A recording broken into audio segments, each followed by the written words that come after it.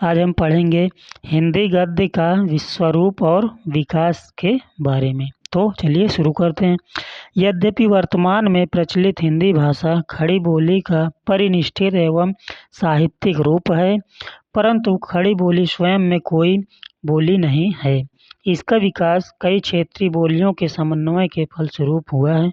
समन्वय मतलब मिलने से, ठीक है। विद्वानों ने इसके प्राचीन रूप पर आधारित तत्वों की खोज करने के बाद यह माना है कि खड़ी बोली का विकास मुख्यतः ब्रजभाषा एवं राजस्थानी गद्य से हुआ है। कुछ विद्वान इसको दक्खनी एवं अवधी गद्य के सम्मिश्रित रूप से मानते हैं। सम्मिश्रित मतलब मिलने से, दक्खनी और अवधी के मिलने से।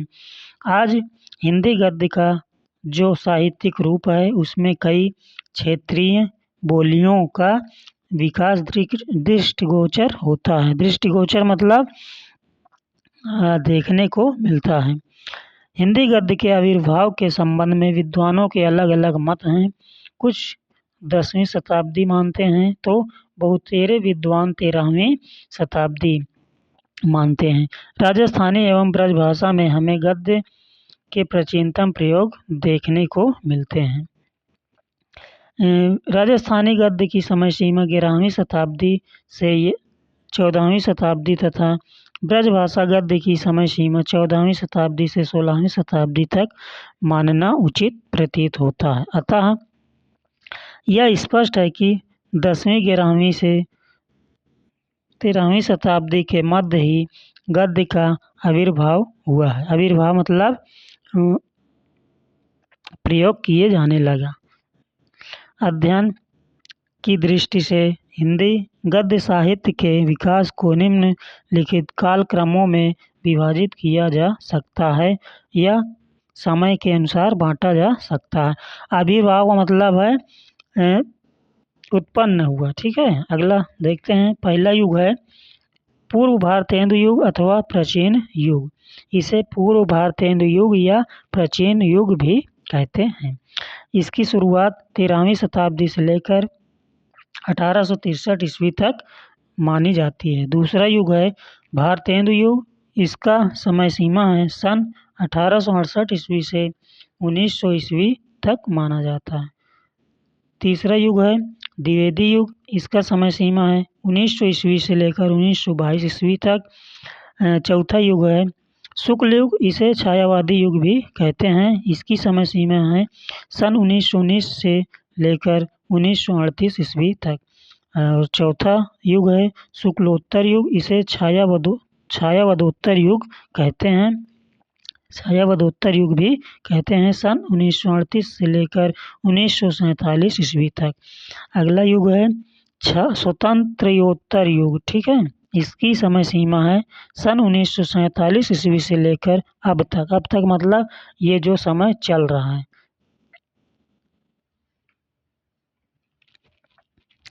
सबसे पहला युग देखते हैं प्राचीन युग। इस युग के अंतर्गत हिंदी गद्य के उद्भव से भारतेंदु युग से पूर्व तक का समय लिया गया है। वस्तुतः हिंदी गद्य साहित्य के आदिकाल में हिंदी गद्य के प्राचीन रूप ही यत्र तत्र उपलब्ध होते हैं। यत्र तत्र मतलब यहाँ वहाँ। राजस्थान व दक्षिण भारत में तो अवश्य हिंदी गद्य के प्रारंभिक रूप की झलक मिलती है। उत्तर भारत में ब्रजभाषा गद्य के ही उदाहरण अधिक मात्रा में प्राप्त होते हैं। प्राचीन युग में काव्य रचना के साथ साथ गद्य रचना की दिशा में भी कुछ स्फुट प्रयास लक्षित होते हैं।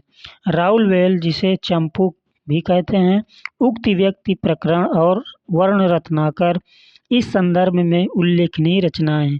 ये तीनों क्या है? रचनाएं हैं।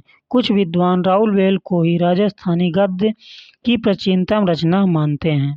राउलवेल राजकुल मतलब राजा के कुल के विकास के बारे में इसमें बताया गया है। एक शिलांकृत कृति है जिसका पाठ मुंबई के प्रिंस ऑफ वेल्स संग्रहालय से उपलब्ध कर प्रकाशित कराया गया।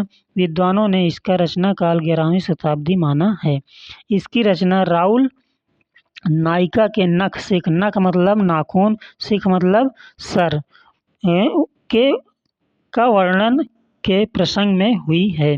आरंभ में इस कृति के रचयिता रोडा ने राहुल के सौंदर्य का वर्णन पद्य में किया है और लेख के आरंभ तथा अंत में गद्य का प्रयोग किया है। ये राहुल वेल की रचनाकार कौन है? रोडा। ठीक है, चलिए आगे देखते हैं। दूसरी रचना उक्ति व्यक्ति प्रकरण है, जिसकी रचना महाराज गोविंददास के सभापति दामोदर शर्मा ने 12वीं शताब्दी में की थी। उक्त व्यक्ति प्रकरण के रचनाकार कौन है? ये महाराज गोविंद के सभा पंडित दामोदर शर्मा हैं। किस काल में रचना की थी? 12वीं शताब्दी में। आगे देखते हैं। इस ग्रंथ की भाषा का एक उदाहरण इस प्रकार है। वेद पढ़ब स्मृति अभ्यासेब पुराण देखब धर्म करब। मतलब वेद पढ़ेंगे स्मृति अभ्यास में, यानी उसको याद करेंगे। पुराण देखब मतलब पुराण को देखेंगे। धर्म करब और धर्म करेंगे। इससे गद्य और पद्य दोनों शैलियों की हिंदी भाषा में तत्सम शब्दावली के प्रयोग की बढ़ती हुई प्रवृत्ति का पता चलता है। मैथिली के प्राप्त ग्रंथों में ज्योतिरीश्वर का वर्ण रत्नाकर ग्रंथ ऐसी तीसरी रचना है। ये वर्ण रत्नाकर किसकी रचना है? ज्योतिरीश्वर के। ठीक है, चलिए आगे देखते हैं। मैथिली हिंदी में रचित गद्य की यह पुस्तक डॉक्टर सुनीत कुमार चटर्जी और पंडित बबुआ मिश्र के संपादन में बंगाल एशियाटिक सोसाइटी से प्रकाशित हो चुकी है। डॉक्टर हजारी प्रसाद द्विवेदी के मतानुसार इसकी रचना 14वीं शताब्दी में हुई होगी। इसके उपरांत तो राजस्थानी गद्य, ब्रजभाषा गद्य और खड़ी बोली का प्रारंभिक गद्य साहित्य आदि ही विचारणीय सामग्री है। हिंदी परिवार की भाषाओं में गद्य का उन्मेष कालक्रम से सर्वप्रथम राजस्थानी में प्राप्त होता है। इसके आगे अगली वीडियो में देखेंगे।